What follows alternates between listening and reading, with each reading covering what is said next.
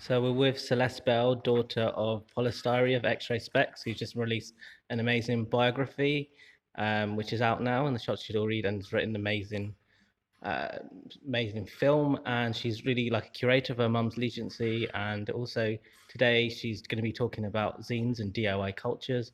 And you're holding a collage by your mum, I guess. So would you talk about it? Yeah, so this is a collage that she did for, I guess it was a concept piece for the album. So she had an album called Germ for Adolescence and also a single, Germ for Adolescence. And a lot of the artwork she did was kind of like concepts for covers for LPs and records, and also like poster ideas and things like that. So this didn't actually make it as an LP cover, but it's a great piece of artwork. And it is, you know, a great example of collage work. Also, this is sort of one-dimensional, but you can see on the original piece, she actually stuck these items on the paper. So you have like the original like microgynon sort of, it's a contraceptive pill. For anyone who doesn't know, you've got the condoms, and here we've got the I think this is glue, and she just stuck her own polystyrene logo on there. And the base of this is a comic book, well, one of those like teen magazines that you would have had in the 70s, where they had these like comics as part of the magazine. And this one is obviously kind of a, you know, one of those like educational warnings against unprotected sex, that kind of thing. And so she used that as the background, and she kind of coloured in those speech bubbles.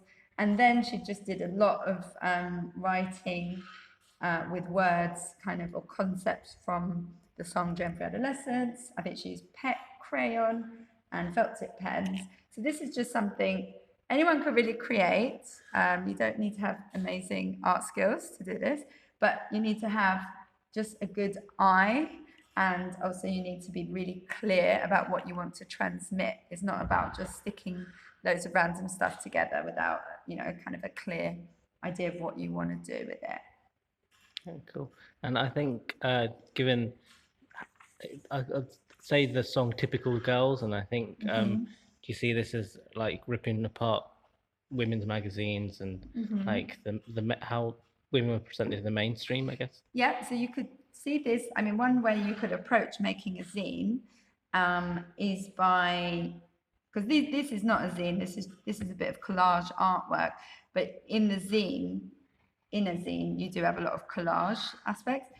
I think one way you could approach it is by maybe taking a women's magazine like Vogue or Elle or Cosmopolitan and deconstruct it and maybe turn it on its head. But really, it's up to the individual how they want to make their zine. I guess is a good starting point is thinking about who is reading, who is your audience, who's your readership.